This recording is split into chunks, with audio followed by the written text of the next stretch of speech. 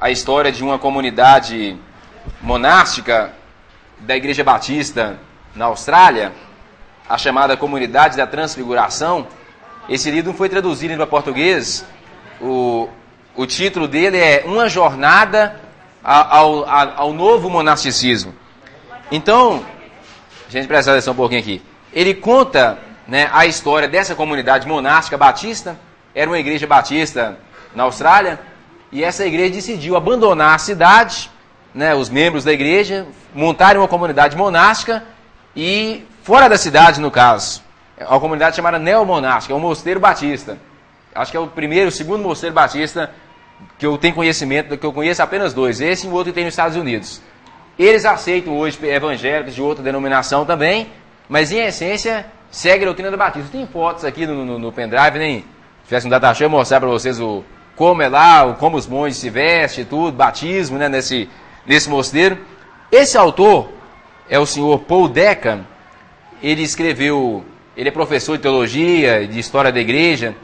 No primeiro capítulo do livro, esse eu traduzi para o inglês, preste mais atenção, ele fala assim, ele argumenta no seu capítulo de abertura que a cada 200 anos no Ocidente há um ressurgimento do monasticismo. E agora estamos vivendo o início de um novo movimento monástico, no século XXI. O que torna o movimento diferente, em sua opinião, é que esse movimento emergiu dentro do protestantismo evangélico e não no catolicismo romano, sem nenhuma ligação com o catolicismo romano. Então, só para saber, nós estamos vivendo numa época, isso até já começou nos Estados Unidos, na Austrália, na Nova Zelândia, os países da Oceania, na Europa também já existe há mais tempo. Estamos vivendo numa época do surgimento do chamado neomonasticismo. Então, como o monasticismo voltou ao seio do protestantismo? Vamos começar com a Inglaterra. Lembrar que na Inglaterra, Henrique VIII confiscou as terras dos mosteiros e aboliu o monasticismo. No século XIX, na Inglaterra, aconteceu, eles devem ter estudado a história da igreja, o chamado movimento de Oxford. Alguém lembra disso aí? Estudou o movimento de Oxford? O movimento de Oxford foi liderado pelo senhor John Henry Newman, né? Ele era líder da igreja anglicana, um bispo da igreja da Inglaterra. E esse homem, no século XIX, a tese dele é que o conflito entre a igreja da Inglaterra com o catolicismo tinha passado. Aquela época da reforma, aquela crise que teve, tinha passado. E agora a igreja da Inglaterra tinha que, voltar à prática ao catolicismo. Né? Tanto é que Newman, hoje em dia a igreja anglicana, ela é muito parecida com a igreja católica nos seus ritos. Na verdade, antes dele era muito diferente. A igreja anglicana parecia mais com a igreja protestante tradicional. Newman, então, ele incentivava a volta das vestes clericais, né? Os bispos anglicanos põem aquele negócio dos católicos que tem na cabeça lá, mitra, que escajada, queima incenso, voltou a chamar a missa, os cultos, né? Ele fez uma volta ao catolicismo. Interessante que Newman, ele achava que Roma, que a igreja anglicana e a igreja católica ia se fundir numa igreja só, e que a igreja da Inglaterra seria uma ponte para a fusão das outras igrejas e se voltaria a ter uma só igreja no Ocidente. O fato é que quando ele entrou em negociação com o Papa Leão X, isso no início do século, o Papa Leão X estudou a igreja da Inglaterra e disse que a igreja da Inglaterra, na verdade, era uma igreja protestante e que por isso eles não podiam ter comunhão com ela. Então, na verdade, o Papa rejeitou. Newman, então, ele se converte ao catolicismo, se torna bispo, e o sonho dele era ser Papa. Ele chegou a ser cardeal. Cardeal, você sabe aqueles caras lá que, quando morre o Papa, eles votam entre eles, quem vai ser ele perdeu. Mas enquanto Newman estava ainda dentro da igreja da Inglaterra, ele estabeleceu uma comunidade de homens. Ele tentou reviver o monasticismo no seio da igreja da Inglaterra. Em 1840, ele estabeleceu a primeira comunidade de monges, né, dentro da igreja da Inglaterra. Em seguida, uma mulher chamada Priscila Lídia estabeleceu a primeira comunidade de freiras anglicanas. Então, a partir desse homem, a vida monástica ressurgiu na igreja da Inglaterra, da igreja anglicana, no caso. E, consequentemente, foi indo pelo mundo afora, foi para os Estados Unidos, né, foi surgindo conventos, mosteiros, criaram-se ordens religiosas anglicanas do mundo inteiro, principalmente dedicadas à missão. No Brasil, existe a ordem de Santo Estevão, né, o Mártir. Se até naquela revista, aquela falecida revista do Caio Fábio lá, Vinde, uma vez fizeram uma reportagem sobre eles. Então, dentro da igreja da Inglaterra, ressurgiu o monasticismo a partir do século XIX. Só para você ter uma noção de estatísticas, eu fiz uma pesquisa hoje, existe atualmente cerca de 2.400 monges e 3.000 freiras na comunhão anglicana. 50% dos quais, né, vivem na Inglaterra, metade, né? E os outros nos outros países. Além disso, surgiram do seio da igreja da Inglaterra também as comunidades de irmãos e irmãs, frades e freiras, e a característica dos mosteiros anglicanos é o seguinte: eles dedicam o dia inteiro à oração, ao trabalho, ao estudo, celebram a Santa Ceia todos os domingos. Então, a igreja anglicana ela é muito parecida com a igreja católica. Então, o mosteiro anglicano é uma cópia do mosteiro católico. Mas, não só entre os anglicanos, outros protestantes não começaram a descobrir. Talvez uma coisa que a gente não sabe, entre os luteranos, apesar de Lutero ter feito aquela apologia total ao fim dos monasticismos, sobreviveram 2 abadias, ou 2 mosteiros, dentro da igreja luterana que vem desde aquela época. Existiam antes a abadia de Loccum e a abadia de Amexbon. São palavras alemão, né? Eles pertenciam à ordem cisternense e aderiram à reforma. Na época de Lutero, esses mosteiros converteram-se ao protestantismo, mas continuaram ainda a vida monástica. Eles prepararam os pastores da igreja luterana da Alemanha. Isso é importante. Então, ainda preservou ainda. Aí, no caso, depois da Segunda Guerra Mundial, logo após, no início da Segunda Guerra Mundial, aliás, né, em 1947, vocês sabem do caso na Basileia, da Madre Basileia, o nome dela, vocês fizeram a pesquisa, alguém conseguiu a pronúncia correta aí? Basileia Chico-Ick, né? Alguém tem nome, esse alemão é difícil de pronunciar. A Madre Basileia, então, vocês estudaram a história, na verdade ela era mulher de um pastor, não é isso? Na Segunda Guerra, a cidade dela foi devastada pela guerra, e ela reúne um grupo de viúvas de pastores que morreram na guerra, e eles começam a prestar assistência social ali às pessoas feridas, refugiados, aquele tipo de gente. E ela funda a chamada Irmandade Evangélica de Maria, né, que mais para frente eles criam também uma ordem masculina, também o ramo masculino dessa Irmandade, né? Como é que é a Irmandade Evangélica de Maria? Ela se veste como as freiras, idênticas às freiras católicas, tem aqueles jardins, se você entrar no site, aqueles jardins muito bonitos. Na verdade, o primeiro jardim que elas construíram na Alemanha era uma cidade onde não nascia água, uma cidade muito seca, e elas construíram o jardim esperando que se brotasse água de uma fonte. Quando você entra no site alemão, tem a foto da fonte, sem nada, sem encanamento, sem nada, jorrou miraculosamente a água dali e jorra até hoje naquele local, né? A Irmandade Evangélica de Maria ela tem uma postura polêmica, porque eles são, apesar de se vestir como freira, eles são radicalmente protestantes na doutrina, né? Então eles são a doutrina luterana, no caso, né? Hoje em dia até aceita outros evangélicos também. E eles têm, se você sabe, quem estuda escatologia, sabe aquela visão de valorizar o Estado de Israel, aquele negócio de um grupo protestante que entende que aquela terra é deles? A Irmandade Evangélica de Maria adotou essa visão, né? Pelo fato dos alemães terem perseguido muitos dos judeus, então eles, tipo assim, uma forma de redimir aquilo que a nação deles fez com os judeus. Essa Irmandade, então, dedica muito em proteger os judeus. Em Israel, elas têm uma casa, em Jerusalém, até uma casa, e é protegida pelo governo. Madre Basileia foi colocada dela, uma homenagem, ela lá junto com Schindler, aquela turma lá toda. Eles têm a pessoal que fez benefício para o povo judeu, né? Então, ela é colocada naquilo, ela tem, essa Irmandade Evangélica de Maria, elas têm um carinho especial com o povo judeu. Todos os dias, eles fazem 3 orações pela paz no Oriente Médio. Né? No Brasil, eles têm uma Irmandade em Curitiba, a Casa Canaã, né? Quantos, como é que é? Ministério Canaã no Brasil. Eles têm uma Irmandade em Curitiba, ajudam crianças, eles têm muito as árvores, é interessante, o jardim, eles são toda a vida de Jesus, elas esculpiram em árvores. Você entra dentro da casa, né, e esculpiram tudo em árvores.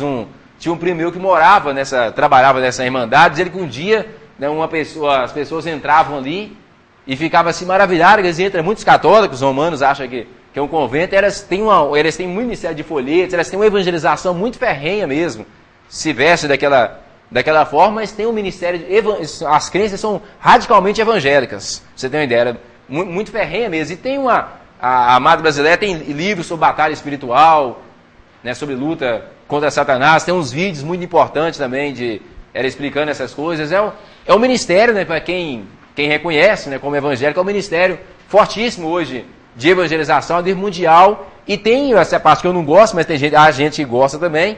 Eles têm esse carinho especial, esse cuidado com o povo de Israel. Eles acham que o povo de Israel é o povo de Deus.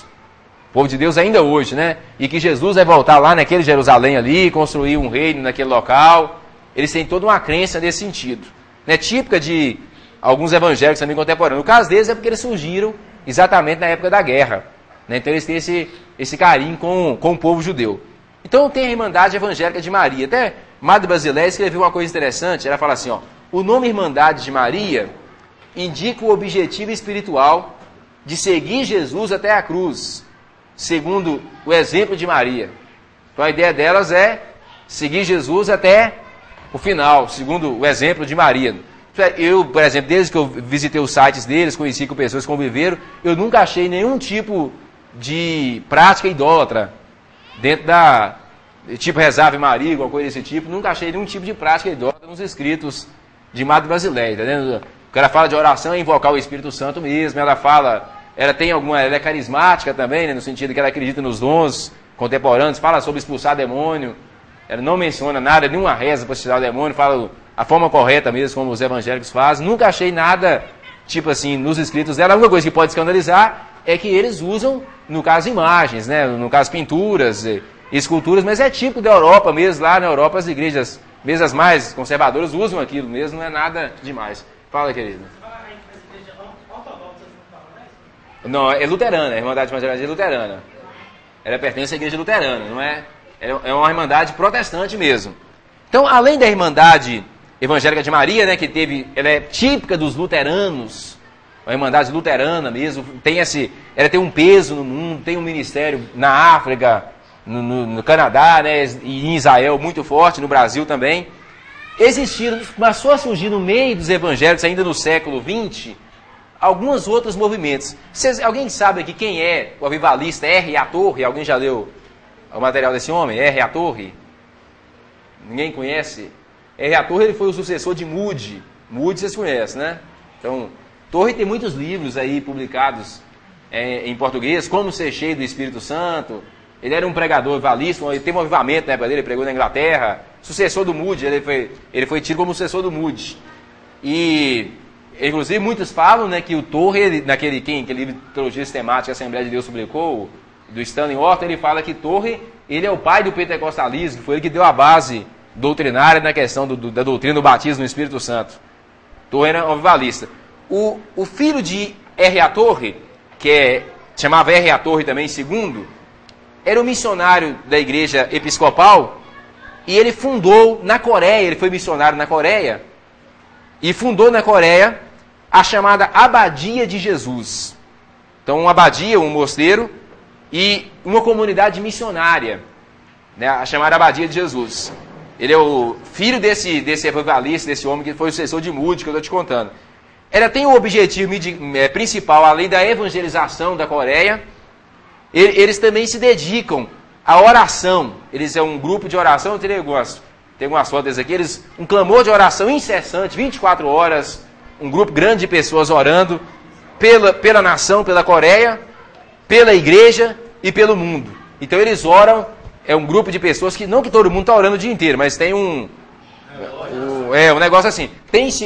Nessa abadia se escuta oração todos os momentos, oração interrupta pelo mundo, pela Coreia, pela igreja e pelo mundo. Então esse homem, o neto do R.A. Torre, né, ele é o prior dessa abadia, e ela surgiu da igreja episcopal, mas a doutrina dessa abadia também é totalmente evangélica também. É um grupo de intercessão.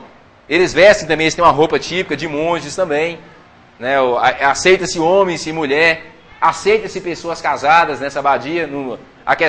O monasticismo protestante normalmente abole, a Irmandade Evangélica de Maria não, mas normalmente se abole o voto do celibato. Então os monges protestantes casam, né? Até diferente dele. Então, a Abadia de Jesus tem isso. Dentro da igreja presbiteriana, da qual que eu faço parte, em Camarões, República dos Camarões, é um país da África, surgiu a comunidade da Irmandade Emanuel. Essa irmandade é fundada por uma mulher chamada Mary Madalene Hent. Essa mulher ela foi a primeira pessoa a ser ordenada pastora dentro da igreja presbiteriana. Ela foi a primeira, isso na década de 70. E quando ela foi ordenada pastora, ela também foi pastorear uma cidade e ter muitas dificuldades de liderar homens e tudo, isso no contexto da África, de guerra, guerrilha, coisa desse tipo. E ela então juntou algumas irmãs e ela fundou essa comunidade.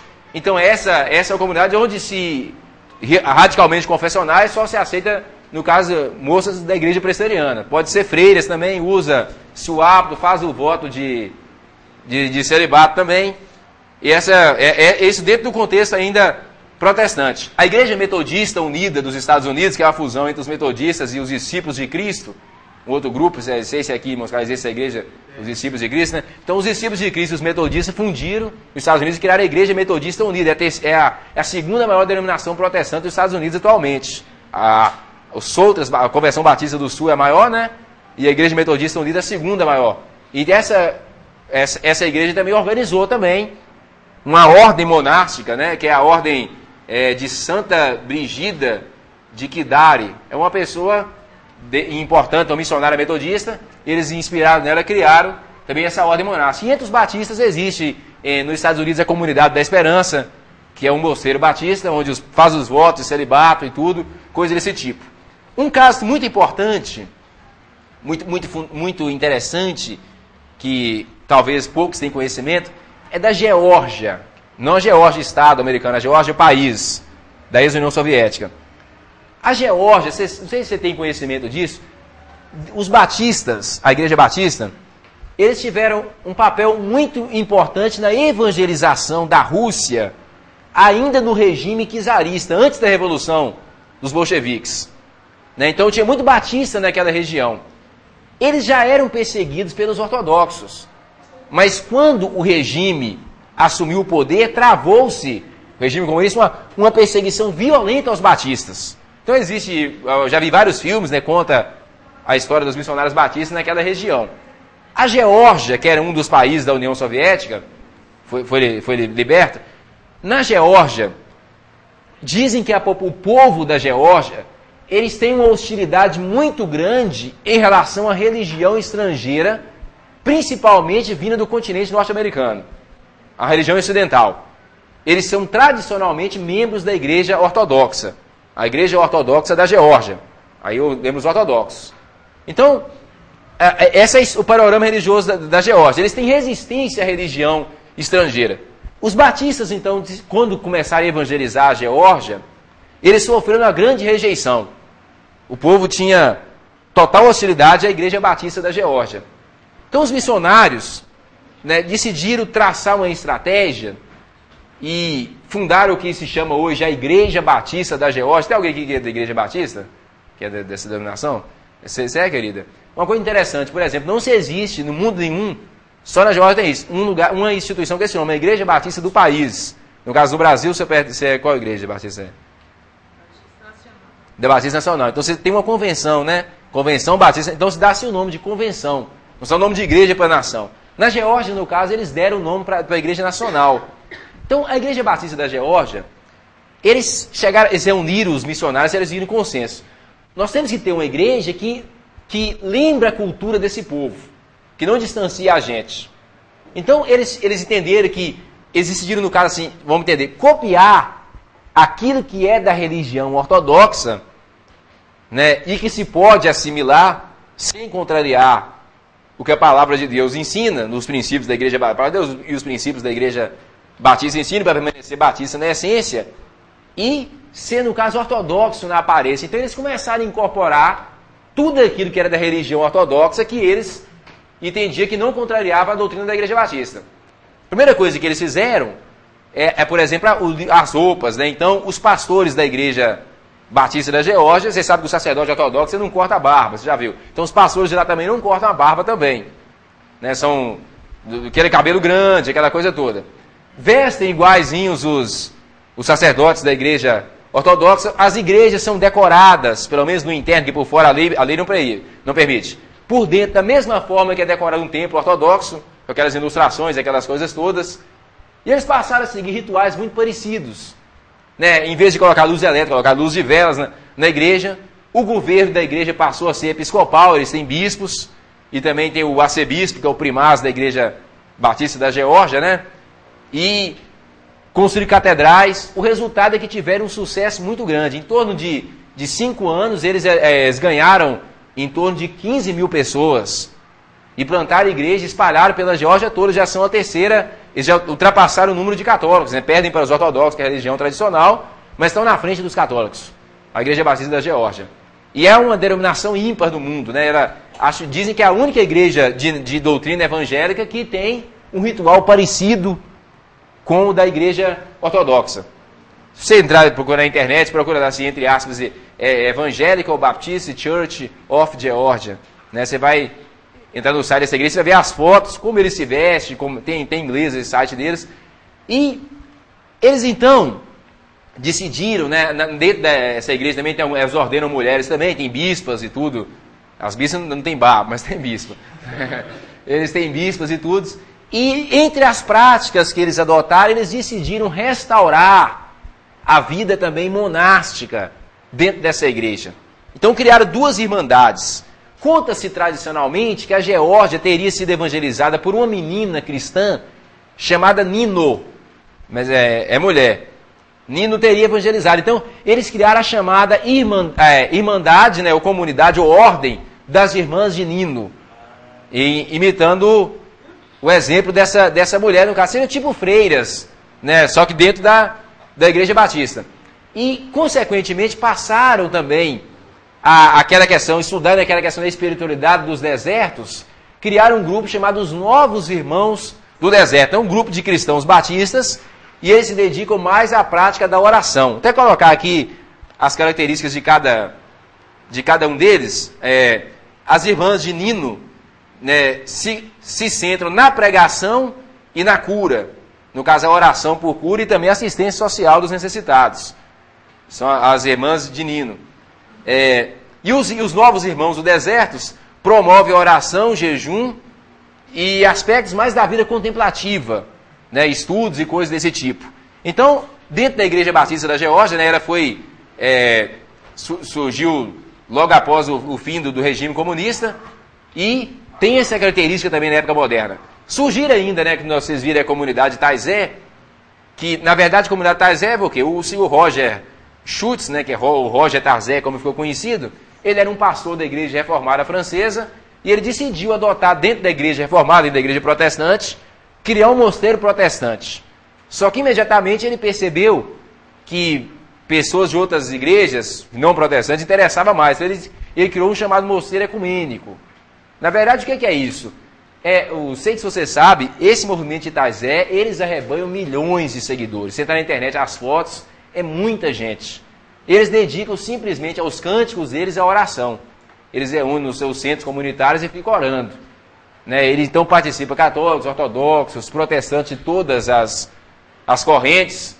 E é um grupo, no caso, ecumênico, que ele reconhece, eles têm ideia de que todas as igrejas cristãs, né, ecumênicas cristãs, são verdadeiras no caso. Né? Então, um grupo dessa.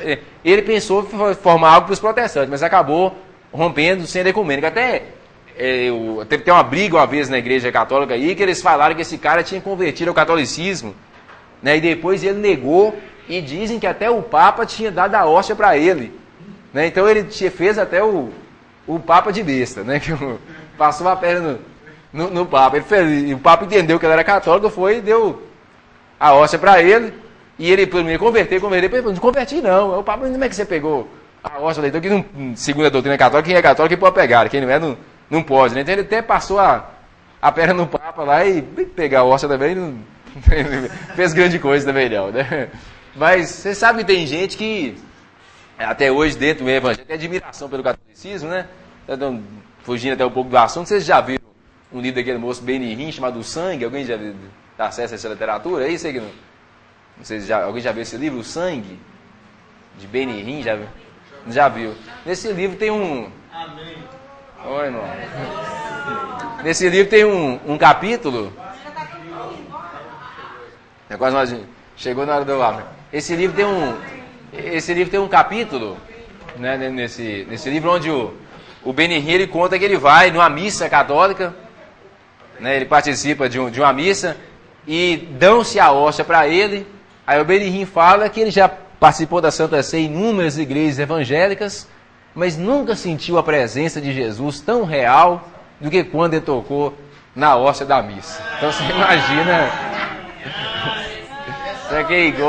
para quem gosta do homem, né, tá no livro, é o sangue, né, você já viu isso, então vê uma coisa, dá uma conferida nesse parte aí, onde ele fala da Santa Ceia, você vê isso, é uma coisa, né, pesadíssima, né, ouvindo, sem contar que você sabe, né, só contando aí, você sabe também que a doutrina católica da hóstia ainda é para nós evangélicos uma blasfêmia, que eles dizem que o sacrifício de Jesus na cruz repete, né, em cada consagração, em cada hóstia. Então, para uma pessoa falar um negócio desse, né, é uma coisa, no mínimo, demoníaca, né, na menor das hipóteses, né, uma coisa dessa. Então, isso está escrito, você pode conferir lá. O fato é que... É interessante como a pessoa entende, lê um negócio desse e segue uma coisa dessa. Que pra mim, confesso, é um absurdo, né? Um absurdo. Tem, você riu aí, mas é ridículo. Romero.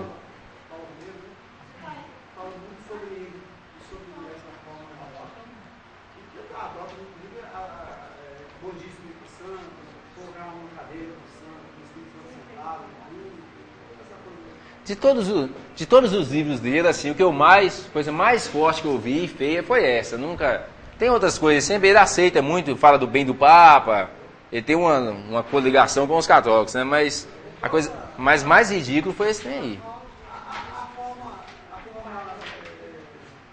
teológica, desde a concepção bíblica deles, que é o entendimento da palavra de Deus, né, que vem e vai estudando, e as reputações que foram feitas pelo escritor desse livro Supercrente, para analisar biblicamente, tem tanta aberração.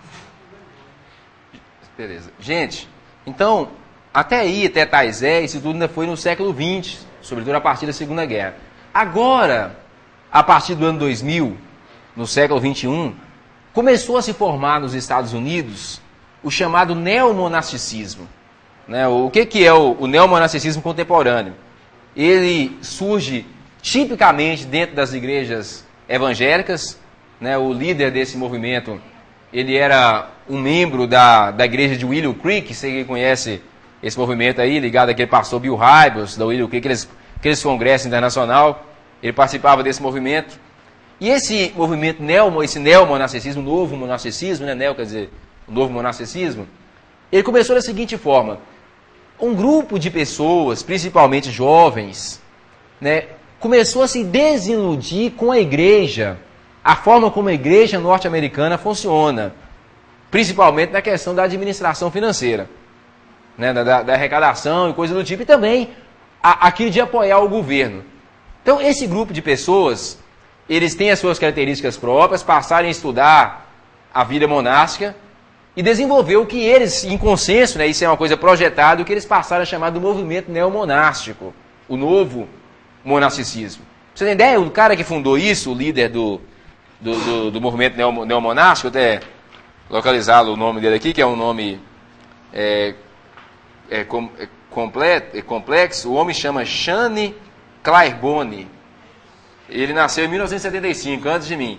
Esse homem Claiborne, ele tem viajado o mundo desde os atentados de 11 de setembro, onde há conflitos no mundo, ele tem estado presente. Por exemplo, recentemente ele estava no Iraque, né, montando uma comunidade neomonástica no Iraque e socorrendo ali os refugiados. Ele é tido como, já foi, a revista Time diz que ele é a Madre Teresa do século XXI, esse cara. E ele é um evangélico, cristão evangélico. Ele, se você ver a foto dele, você vai achar engraçado. Ele aqui, porque sabe que esse cara tem um negócio do cabelo assim enrolado, assim, um trem, tem esse cabelão enrolado, a roupa típica do de monge, tem misturado, uma coisa pós-moderna mesmo.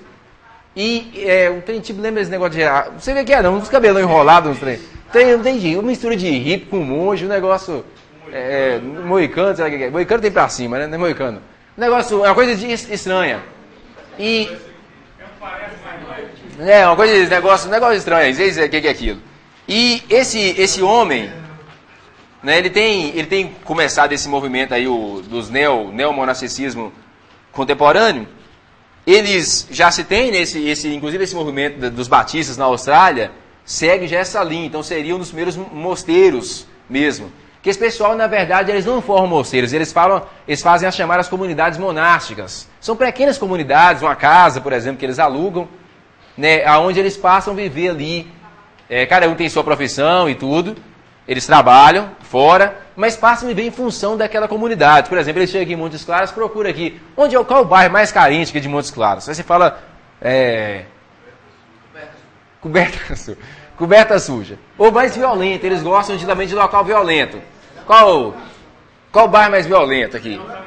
Feijão, você tem subaco de cobra aqui?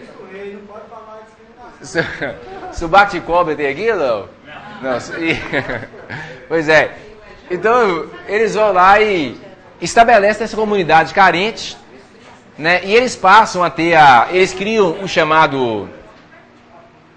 Gente, estamos dizendo aqui. O chamado um centro comunitário que eles criam ali, que na verdade é o mosteiro deles. Eles passam a viver naquele local e passam a servir aquela comunidade, né? Esse é esse tipo novo de monasticismo. Eles estudam, né, muito o monasticismo no passado. Em 2004, né, que foi o chamado momento decisivo do movimento, houve uma reunião em Durham, na Carolina do Norte, onde eles definiram a regra de vida, as chamadas 12 marcas do neomonasticismo. Só entendendo assim, esse movimento antes, né, o fundador, já colocou 4 valores que são típicos dessa organização. A primeira deles é vidas pensativa, orante, contemplativa. O novo monge, ele continua tendo uma vida orante, dedica muito tempo à oração, à meditação. Já leu aquele livro, A Celebração da Disciplina? Quem tem conhecimento desse livro aí? Do Richard Foster? Ninguém nunca leu. É um livro que ele fala sobre jejum, as disciplinas espirituais. O conselho de você ler, eles baseiam muito no fundamento desse livro, né, como você tem as disciplinas espirituais. O segundo deles é a vida comunitária, eles passam a viver essa comunidade, né, que eles, dentro do centro urbano, bem variadas, eles aceitam tanto o cara celibatário, existem 3 tipos, existe o cara celibatário, o cara que não tem relação sexual nem é casado, existe o cara casado, monogâmico, né, com uma mulher que pode ser membro, e tem relação, tem filhos, tem família, e existe o casado celibatário nessas comunidades. O cara casado celibatário, ele casa, mas não tem relação sexual com a mulher. Um negócio assim, não é casado, né? Coisa lá. Negócio estranho.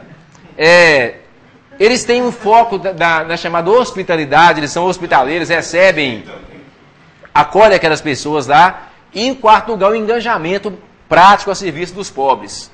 Eles têm criticado muito, sendo muito criticados também, por combater as igrejas, no caso, no continente norte-americano, essa metodologia de missões. Eles acham que esse negócio de usar a invasão do Iraque para fazer cruzada evangelística no Iraque, eles criticaram, eles foram para lá, mas criticaram muito isso, né?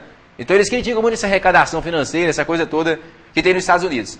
Então tem chamadas 12 marcas do chamado novo monasticismo. Então a primeira dele, mudanças de locais. Eles vão para as periferias da cidade, as comunidades carentes, coisa do tipo. Compartilhar os recursos econômicos. Então, tudo que eles trabalham ali, adquirem, é compartilhado entre os membros e também entre as pessoas necessitadas, às quais ele presta assistência. O terceiro é a hospitalidade, o estrangeiro. Quarto, lamento. Então, eles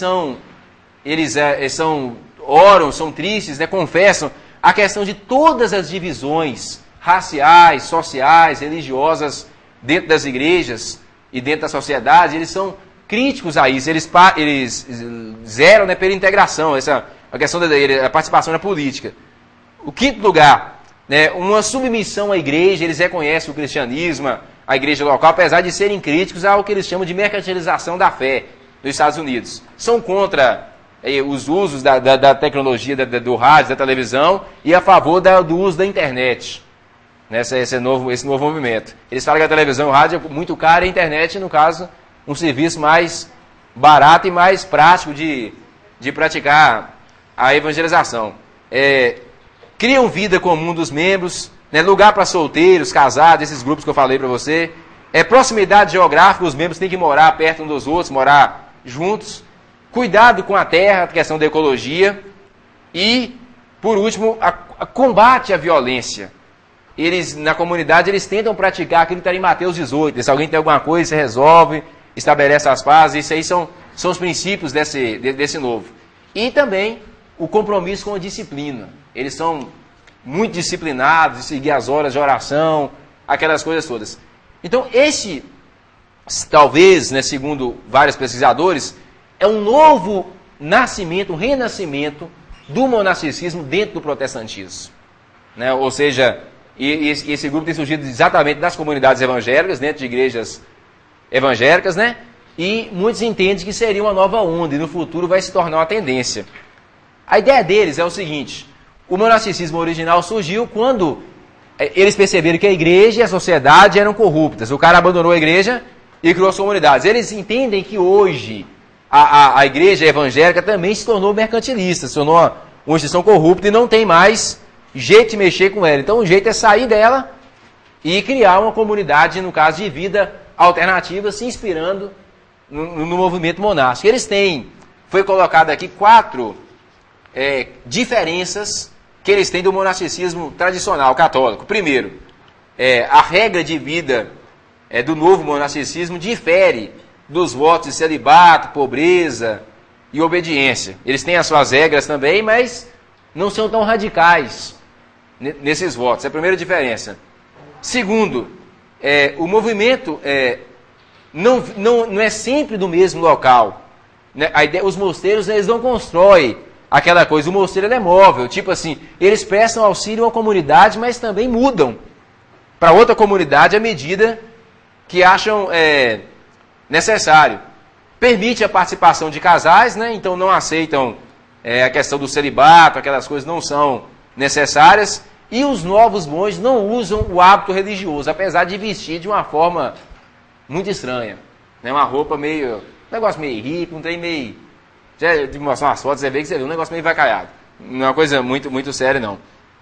Então, entre as novas comunidades, né, se ressalta, né, que aparece mais, essa do Shane Claiborne, que é chamada a Simple Way, né, que é o jeito simples, uma vida simples. Eles pregam a chamada vida simples, o estilo de vida simples que estão pregando. Eles falam que o ser humano, para ser feliz e aos olhos de Deus, para servir a Deus, não precisa de grandes coisas.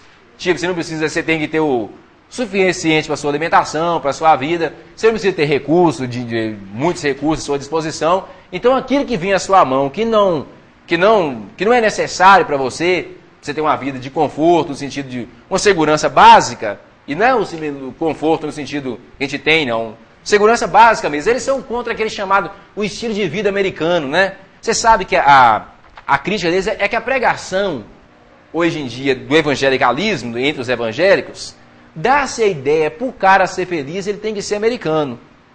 E dá-se até a impressão, se prega claramente que Jesus morreu para que todo mundo fosse norte-americano. Né? Olha, por que se prega hoje em dia?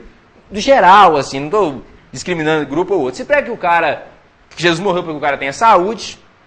Então, o americano, ele zela, até polêmica do Obama, né? Zela pelo sistema de saúde. Tem uma família, estável, né, casado e tudo.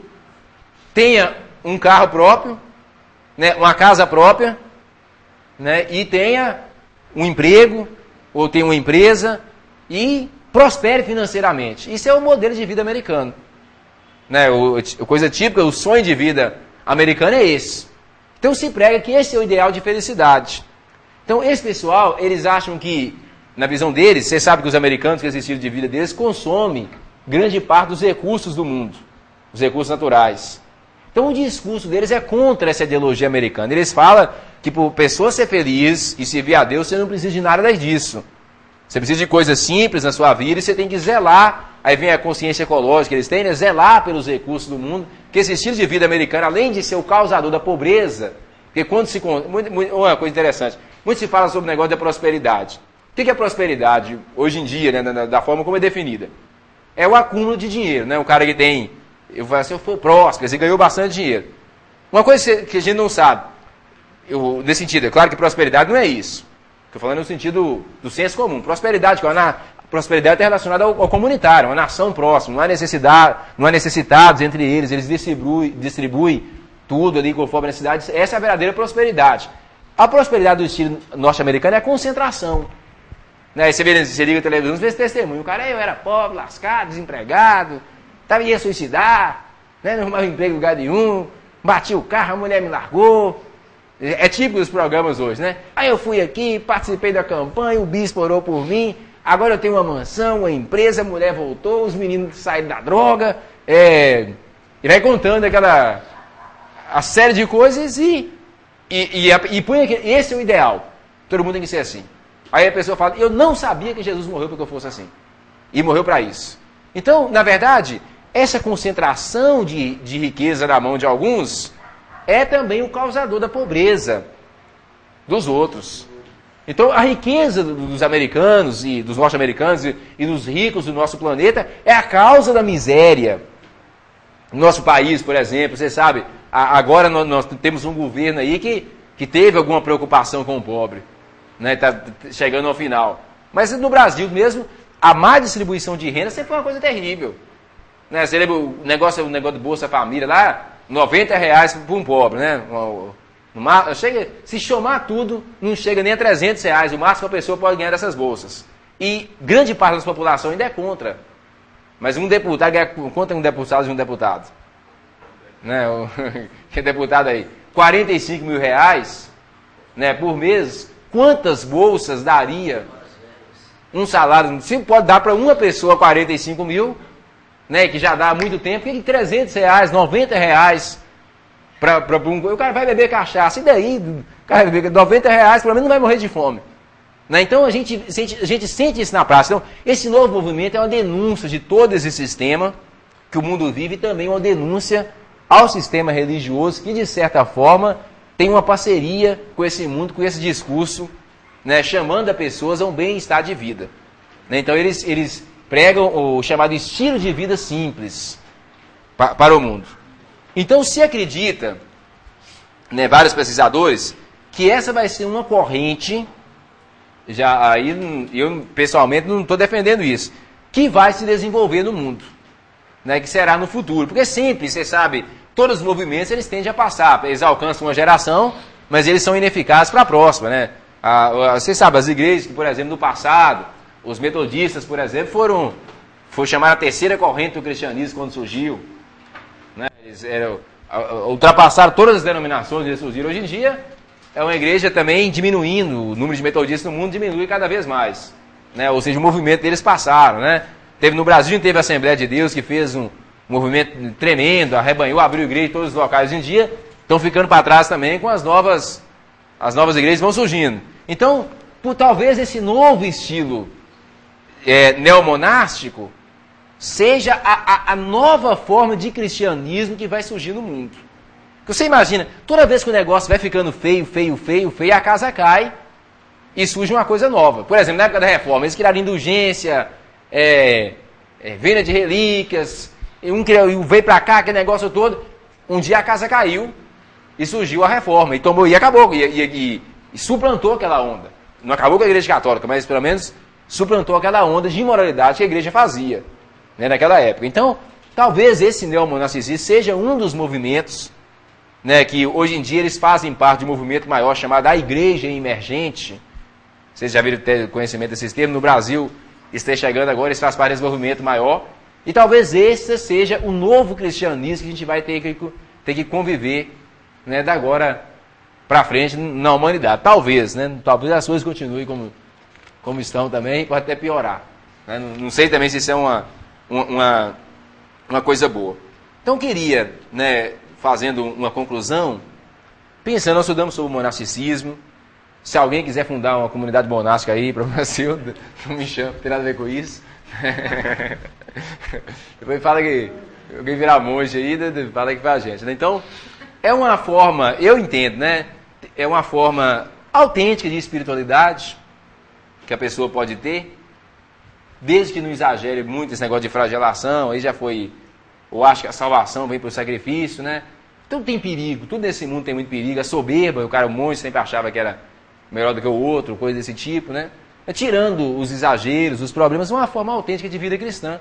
A pessoa que se coloca a serviço do outro, se dedica à oração. A gente sabe que nós pastores de igreja, a gente tem uma vida muito confortável, né? Pensando, comparado com outros que servem outro tipo de ministério. A gente, esse mês agora, minha esposa está ali, a gente recebeu na nossa igreja uma equipe de missionários da Jocunda, ficou um mês com a gente, e são rapazes jovens, pessoas e moças, pessoas novas, né, amor, na idade de 25, no máximo 30 anos, né? Tem gente que abandonou no sentido positivo. A família abandonou uma chance de ter um bom emprego, um bom salário. Não é igual a gente que é pastor, que tem uma comunidade, que tem um compromisso com a gente, que apoia, né? Que tem, para nós, o ministério pastoral, também a Semera é uma profissão. Eles não têm nada. Eles têm um cara lá que manda dinheiro para ele, mas o dia que o cara passar por um aperto, vou cortar o quê? Né? Você imagina, né? O cara tem que fazer corte do orçamento. E o que você acha que roda na hora dessa? Né? Então eles contam, passando a vida daquela. Então, mesmo hoje tem gente que faz isso. Né? Abre mão de uma vida confortável, desse estilo de vida que se é pregado nas igrejas contemporâneas, para servir de fato a verdadeira pregação do Evangelho de Jesus. Pessoas que têm desejo de ver gente salva, faz aquilo com integridade, tem seus defeitos também, mas faz aquilo com integridade. Então eu entendo, né, que a ideia monástica não vejo como uma coisa ruim, isso é a minha visão. Historicamente eles tiveram um papel importante da preservação da escritura sagrada, dos textos para a nossa época, e também na assistência social, né, você vê tantos hospitais que essas irmandades construíram, escolas e a caridade, eles falam obras de caridade, que assim eles chamam, né? E coisa desse tipo. Então, eu entendo como sendo uma coisa assim, positiva para o cristianismo. Teve também os lados negativos, sobretudo dentro dos católicos, né? Quanto a esses novos movimentos, eu acho que é natural que eles surjam. Porque, de fato, nós estamos, no meio do protestantismo, vivendo uma grande crise. Não é verdade? Nós estamos numa crise. A gente pode dizer que nós estamos aqui pensando nas coisas, cabeça, nós estamos no meio de uma crise. Eu sei que a maioria das pessoas éticas, que têm uma consciência ética, não está satisfeito com aquilo que é feito em nome de Jesus e em nome do Evangelho. E em nome da igreja. Né? Nós temos problemas de divisões, problemas de líderes com personalidade. Né? Hoje, essa semana, eu estava tendo reunião de conselho de pastores da nossa cidade. Só para você ter uma noção, estava reunião de conselho de pastores da nossa cidade. E um tempo atrás o bispo da nossa cidade faleceu. Teve um acidente aí, ele era um rapaz de 40 anos, até jovem, né? Era bispo novo. Teve um acidente, coisa horrível, morreu queimado. E o povo da cidade tinha um carinho muito especial com esse bispo. E segunda-feira, né? Era aniversário da morte do bispo. E o povo da cidade estava numa festa lá. E a gente estava na reunião de pastores e o pessoal revoltado com aquilo ali, aquele negócio de idolatrando o bispo e tal. E tudo bem, faz sentido. E depois disso aí, fizeram uma oração lá, repreenderam o espírito da idolatria, do bispo e tal. E nenhum, nós temos que evangelizar esse povo tem que converter disso e tal. Beleza, e depois vem depois que termina isso, um deles lá, fala, tá vindo aí, nós vamos juntar um dinheiro aí, cada igreja vai dar 5 mil reais, vamos trazer fulano que é um pregador, porque ora e cura e tal, e tal, e tal. Eu falei, ixi, voltaram pro bispo. É o bispo dos evangélicos. É o bispo dos evangélicos. Não é questão do título bispo, eu falo bispo no sentido a pessoa, né? Ele está se criticando um outro porque era católico. Não está criticando ele por causa do pensei, não é idolatria. Quer dizer, idolatria lá pode, aqui, lá não pode, aqui pode. Né? Então nós estamos vivendo numa crise. Né? De coração, nós estamos vivendo numa crise muito grande. Né? É uma crise mundial. Né? Gente de caráter questionável e duvidoso está se tornando a principal expressão do cristianismo no nosso país e no mundo. Você sabe disso.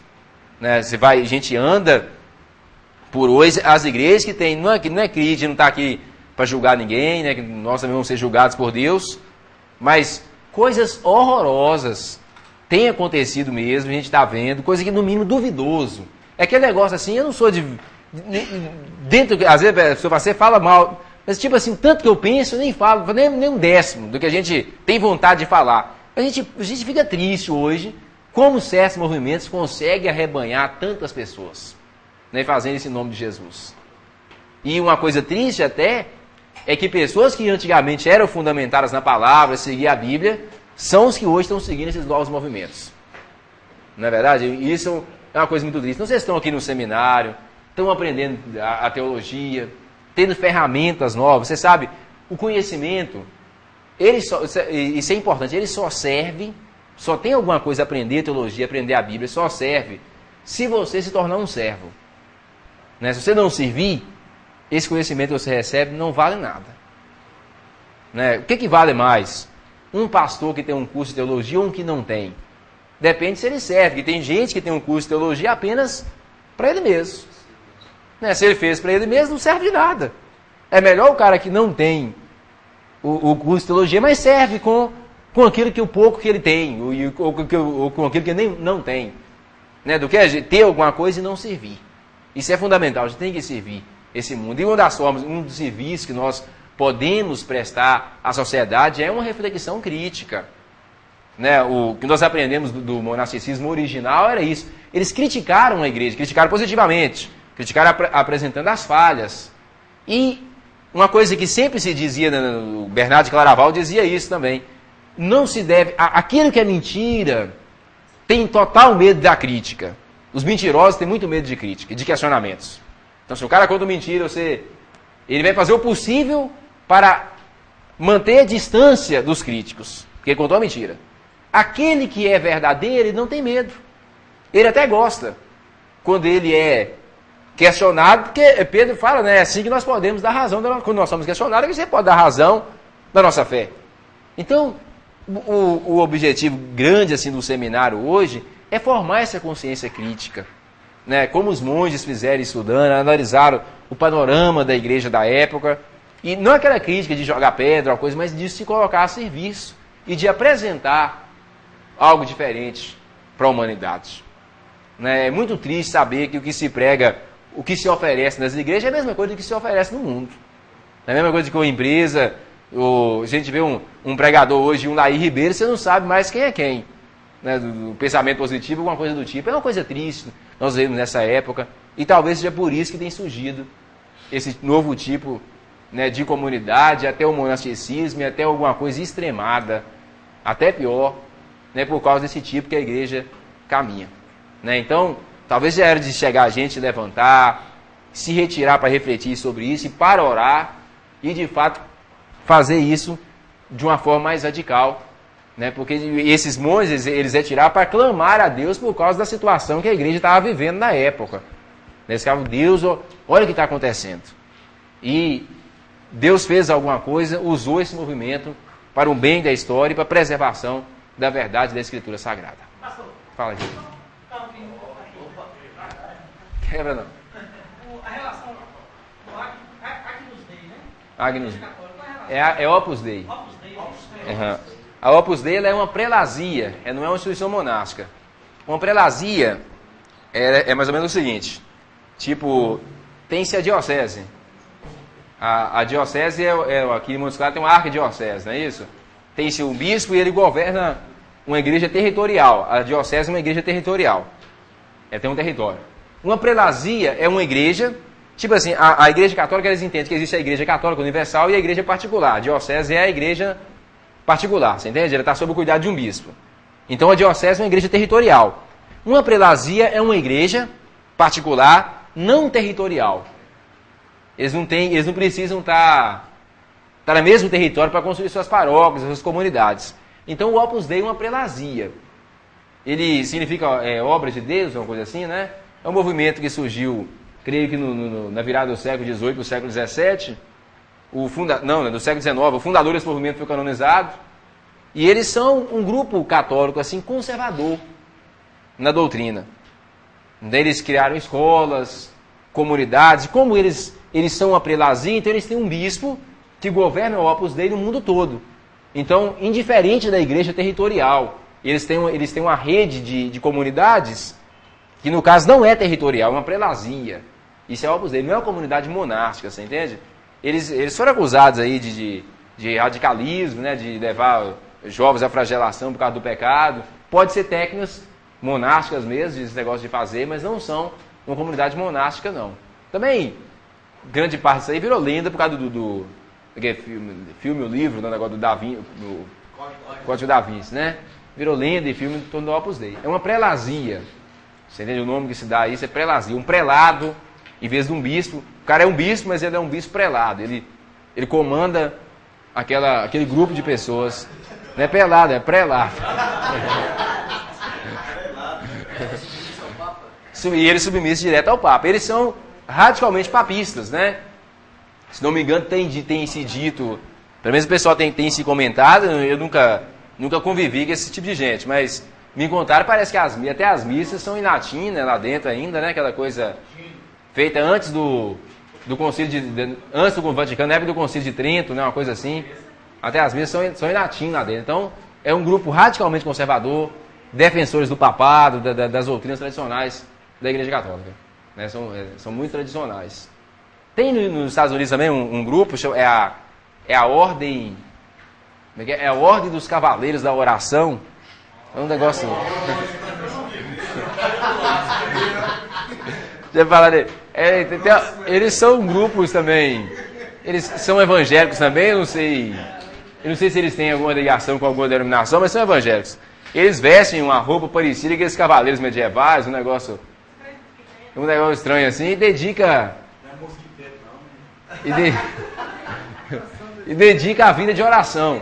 Sobretudo esse negócio da oração, que eles falam da batalha espiritual, repreende demônio, esse negócio aí. E são de linha evangélica, é um movimento grande também. Né, parecido com aquele movimento que só participa homens que tem de americano, os Promise Keepers, né, parecido com aquilo, só que tem homem e mulher. Né? Não sei. Passar no capeta, ela tá amarrada. Tá amarrado. Deram o laço. Se descer os cowboys, né? Pois é, então, existem essas comunidades ainda no meio da igreja. No Brasil, eu conheço só importadas, né? Nativas aqui não tem conhecimento ainda de uma comunidade monástica de natureza evangélica, não tem. Se conhece a Irmandade Evangélica de Maria e alguns outros grupos aí também, mas a maioria é importado de fora. Veio de dentro que não pode ser, né? Veio dos Estados Unidos e da Europa. Da Irmandade, vocês pesquisaram, da Irmandade Evangélica de Maria, quem pesquisou aí, fez a pesquisa? Já entregaram? Então tem que conferir. Só de curiosidade, assim, né? O que você, alguém evangélico, assim, mais tradicional, uma coisa diferente, o que você achou desse negócio aí? Tipo, a sua impressão. Esse negócio de como... Você pesquisou, filho? O que você achou desse negócio? De coração, assim. No caso... Falando sério, isso é...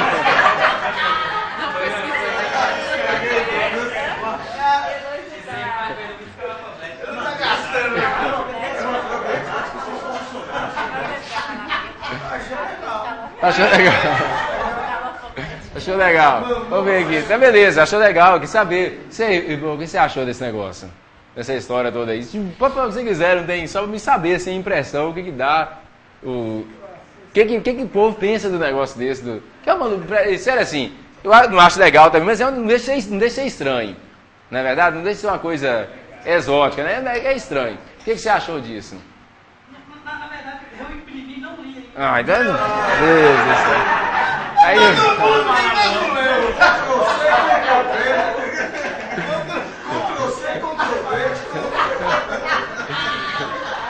Você imprimiu, até falando a verdade. Quem foi que leu esse negócio aí? Quem foi que imprimiu e leu? Não pergunta quem leu, não, pelo amor de Deus. Ninguém leu? Ninguém? Só ouviram. Então, vamos lá, dentro daquilo que vocês ouviram, então, dentro daquilo que vocês ouviram, do que foi dito, assim, dessas coisas, qual a sua Vamos lá, assim, qual a sua impressão disso? O que você acha disso? De saber que existe um movimento desse, gente que se diz evangélico e ligado. O que você acha do negócio desse? Na verdade, ele acaba se tornando um pouco confuso no meio evangélico, né? Porque, como lá, quando você olha, dá uma impressão de ser católico, né? Enquanto a maioria das pessoas, na verdade, está saindo do catolicismo, né? Com uma nova visão, uma nova mentalidade, né? Crendo no novo renascimento, né? E a impressão que passa é de ser um grupo católico ainda, né? Por mais que é um grupo, né, se diz evangélico e tal, né? E que aceita também, né? Dentro dele, como falou aí, né? A participação de católicos. É como se eles vivessem assim, de subterfúgio, né?